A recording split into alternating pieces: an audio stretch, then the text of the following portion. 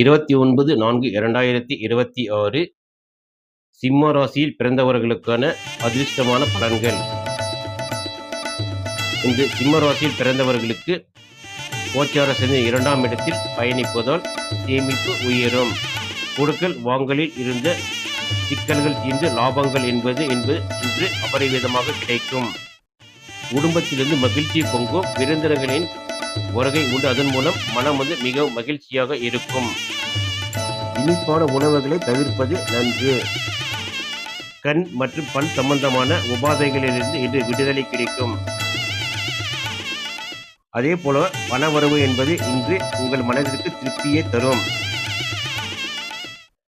சிம்ம ராசியில் பிறந்தவர்கள் இன்று சிவபெருமானை வழிபடுவதன் மூலம் உங்களுக்கு அனைத்து நன்மைகளையும் மிக விரைவில் பெற்றுத்தரும்.